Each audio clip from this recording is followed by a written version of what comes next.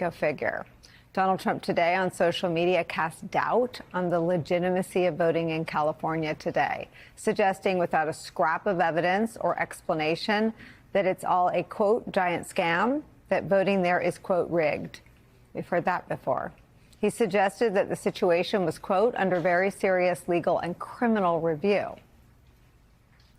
It has been and will continue to be a national story. Story about democracy, a story about the use of the Department of Justice, a story about a repeat of a lie told rather famously and violently in 2020 when Donald Trump lost. It's also something that California's Governor Gavin Newsom talked about. He socialized to citizens of the country and his state ahead of Election Day. But let's be honest, why are we all here? We're here because Donald Trump is an historic president. He's an historically unpopular president.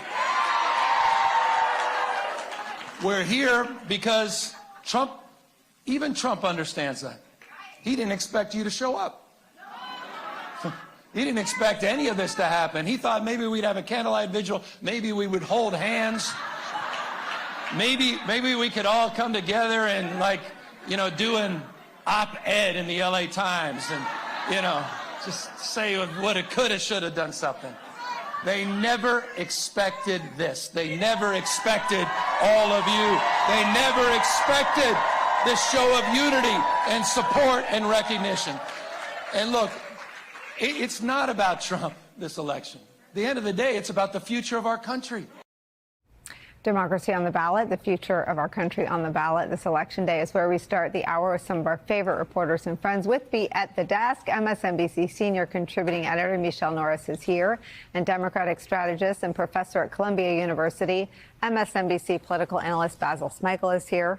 Also joining us, host of the Bulwark podcast, MSNBC political analyst Tim Miller is here. But I want to start with our colleagues out in the field for us today. MSNBC's Alicia Menendez is in Clifton, New Jersey, following that gubernatorial race there. And MSNBC senior national and political correspondent Jacob Sobroff is in Sacramento, California, where the fight for democracy, as we just said, is on the ballot. Jacob, I want to start with you. And just the bookends that I want you to take me through are the announcement, which sort of came in the, I won't even say dust. I think the ICE raids are ongoing, and they were very much ongoing at the time. But the announcement of Prop 50 to the point where Gavin Newsom says, I have enough money, just go out and vote. Take me through this historic campaign. Let me just start by saying, Nicole, happy Tuesday after the first Monday in November. This is a happy day, and I'm so happy to be here with you and join you for yet another election day. And it's going to be an extraordinary night here as we watch play out. Literally, I think that it is not an exaggeration to say, we always say it's the front lines of democracy, but this is exactly what this election is about. And California historically, and I should tell you where I am. I'm in Sacramento. This is the California Museum. This is one of many polling places. And let me quickly just give you a little look at what's happening in here, and then I'll talk to you, and then I want to show you outside, because there are a lot of people here, whether or not people expected people to show up and vote in person, including the President of the United States. So come take a look at this real quick. This is the vote in person situation here, and people have been trickling in here at a steady state all day long. And then let me show you over here, because of course we have vote by mail. I voted by mail today. Excuse me, everybody gets a vote by mail ballot, and you have the opportunity to bring it in person. This is the vote by mail box. So people are coming in, they're dropping off their vote by mail ballots if they don't want to vote in person. And that's the way that this process is going. There is only one question on the ballot in Los Angeles County, where I voted this morning, here in Sacramento County, and that is whether or not you want to redraw the congressional district lines here in the state of California to potentially swing 5 districts in the direction of the Democrats in response to what Governor Gavin Newsom says is the partisan gerrymandering and redistricting happening all around this country. And California historically has been a place, let me show you the lines while we talk. California has historically been a place where independent redistricting was important. The former governor of California, Arnold Schwarzenegger, made it a huge priority of his tenure inside this government. And check this out, Nicole, as we come outside, there are people here. There are a lot of people here. And Donald Trump was saying that this is going to be a vote by mail ballot. Let's actually walk the line. I'll talk to you as I go.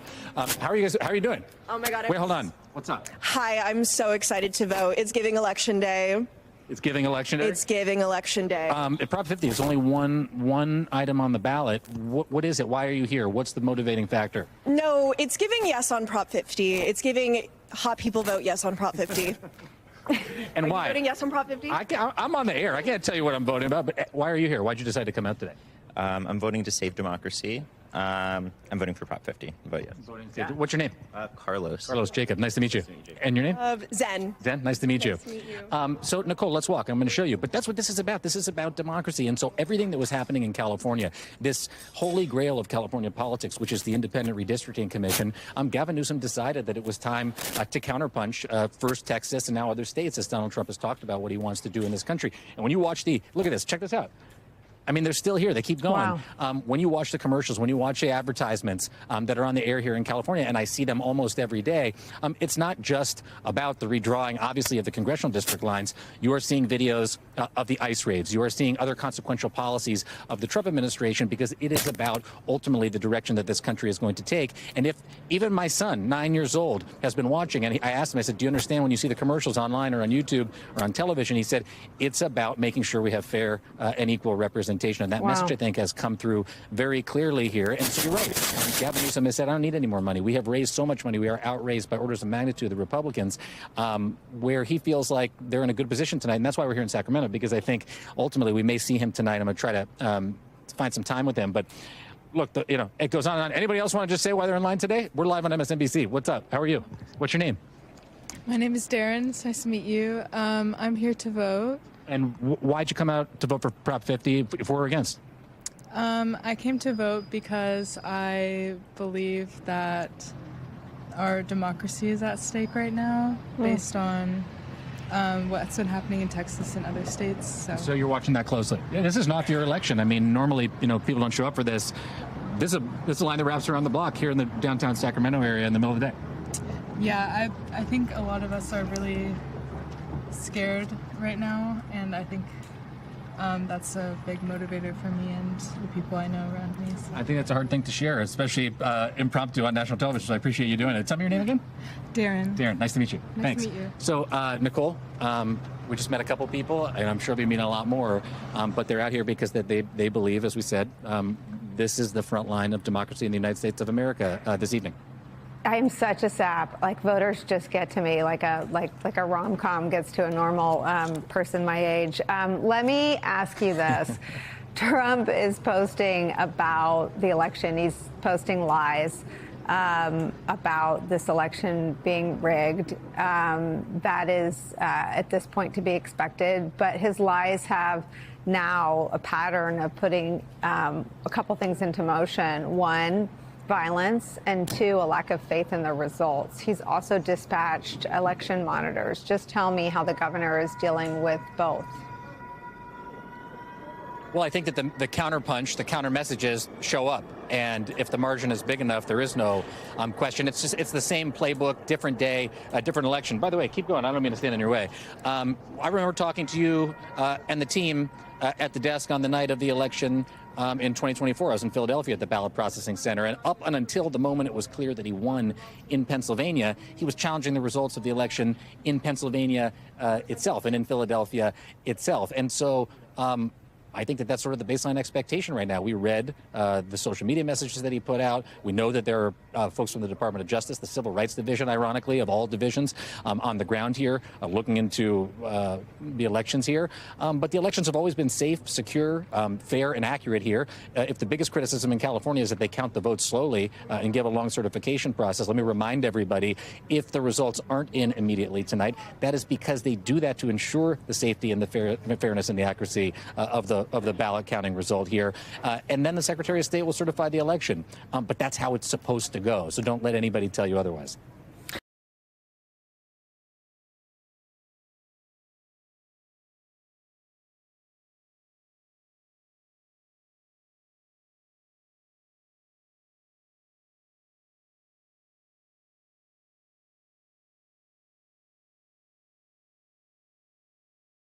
Let's bring in a pair now of MSNBC political analysts, Democratic strategist Basil Smikle and Republican strategist Susan Del Percio.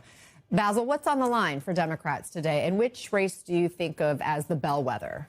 Yeah, so the first question, what's on the line, I think it is this question of not only how Democrats are going to fight back against Donald Trump, but what is the future of the party going to look like? And it's really important. You know, I do think that the Jersey race is going to be a lot closer than the Virginia race. But And is I it actually, because of the candidates. I think it's partly because of the voters. partly because of the candidates, partly because of the state. Because I actually think New Jersey's becoming a bit more purple. But I also think that with Virginia, as was mentioned earlier, you have a lot of voters who are directly affected by the shutdown and the goings on in Washington D.C. So I think a lot of those votes are a referendum on that very specific issue. But the New York race I look at, because as a born and raised New Yorker, this race between Mamdani, Cuomo, and Sliwa actually has, in my view, the ability to polarize the city in a way that I had not seen before. We were talking beforehand about what our bet is for the actual outcome. But in many ways, I do think that this race does speak a lot to what the future of the Democratic coalition is going to look like. I do think for that reason, it's kind of a change election because it will dramatically reframe the Democratic coalition. Susan, zooming out again, what do you think is on the line for the Republican Party today, and which is the key test of these races we're discussing? The key test is probably New Jersey, because I'm looking to see if Donald Trump, who came within 6 points in his second election to office, he made big inroads. He made big inroads. He was compared to being down 15%. So what I'm looking for is to see if that Trump coalition still exists, especially with Hispanics and men. How does that start? Does it shift? It's also important to recognize in all of the 3 races we talked about, there is no incumbent. So there is something to say for candidate recruitment and candidate, who's on the ballot and how they got there. So I think that's important. In Virginia, it is a lot about the shutdown. We're going to see, some of the exit polling, why they did it. But again, it's someone, and I'm going to make this leap to New York in a second. When you look at the lieutenant governor who's saying, let's keep it going. Do they really want to keep it going, or do people want to change? There's tons of federal workers there in Virginia. Exactly. So that's why the shutdown. And when bigger. you look at New York, I'll make the argument that, I'm no fan. By the way, Cuomo is voting right now here in New York, speaking about this contest. I think is the second time he probably voted in New York City. But that's not here or there. Putting that aside. I think what you saw was a rejection of establishment of people saying, about Andrew Cuomo, like we had enough of those people who claim that they know how to run government. They don't feel that government's working for them. So even, and that plays out in Virginia. If you think that the government's not working for you because you've been affected by the shutdown, you're not voting for another 4 years of it. And in New York, you're saying, all of you, everyone, I'm sick of it. My city isn't, I'm not doing well in my city. And a lot of people think that Mamdani can change that, if nothing else, by the rhetoric alone. But the test for Mamdani, I think this is where it's going to be the most challenging going forward for Democrats versus the governors. All 3 are executive positions. But being the chief executive in New York City is no joke, and rhetoric does not get you to where you need to go. It is picking up the garbage, keeping people safe, and shoveling the snow.